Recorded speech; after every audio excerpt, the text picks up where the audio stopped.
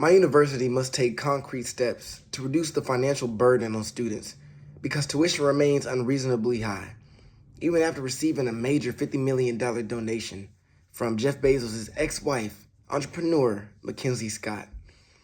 Good afternoon, everyone. My name is Taylor Thompson, a sophomore at Winston-Salem State University, majoring in mass communication. And today I will be talking about tuition.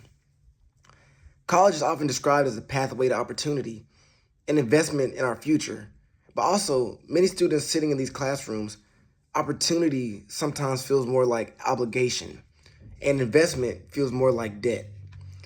Recently, our university received an extraordinary gift, a $50 million donation from philanthropist Mackenzie Scott. This was historic. It made headlines, boosted campus pride, and was celebrated as a life-changing moment. But the question many students are quietly asking, some like myself, if our institution just received $50 million, why is tuition still so high? Today, my goal is to persuade you that our university has a responsibility to ease financial pressure, and large donations should translate into measurable tuition relief, improved affordability, or expanded financial support. The issue matters to every student who works with extra shifts, every parent struggling to co-sign loans, and every future graduate who fears paying off debt for the next decade. College tuition nationwide has increased nearly 180% over the last 40 years, rising faster than wages, inflation, housing costs. Students at our institution feel these effects directly. Many of us are taking out loans, juggling between multiple jobs, or even delaying registration because of unpaid balances. The $50 million donation sparked hope, but for the average student, nothing changed. Tuition did not decrease, fees did not shrink, payment deadlines did not move. This disconnect created frustration, confusion, and a sense that the financial priorities of the institution do not match the financial realities of its students. To argue persuasively, we must acknowledge the other side. Many donations, especially large gifts, are restricted funds or long-term investments, not flexible cash for lowering tuition. Universities often use major gifts to strengthen academic programs, create endowments, build or renovate buildings, launch new community initiatives, and support long-term strategic plans. From the administration's point of view, this approach preserves the gift's value over decades instead of spending it all immediately.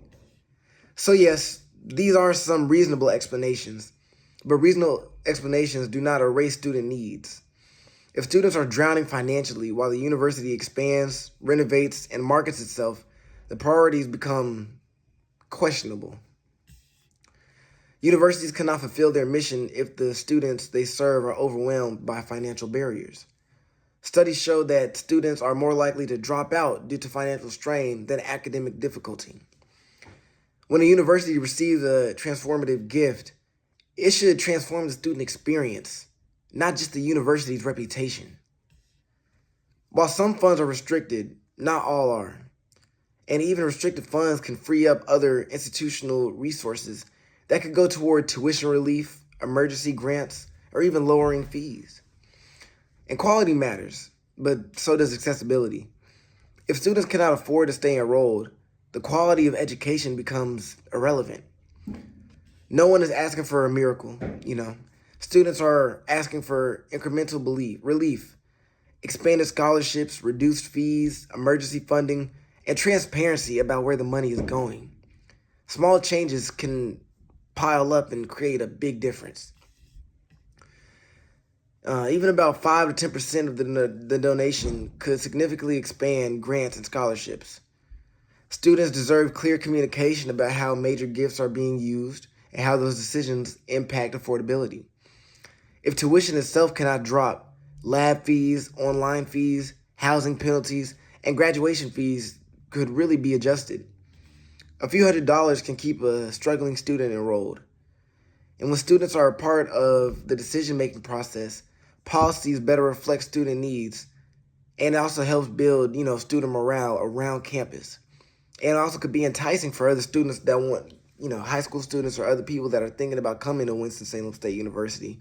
That could be, something that gets them over the edge. These solutions are realistic, ethical, and sustainable. College should not be something that we survive. It should be something that we experience, learn from, and grow through. A $50 million donation is a true blessing, but blessings should flow to the people who need them most. And right now, those people are us, the students. Tuition remains high and financial pressure remains real, but it doesn't have to stay this way.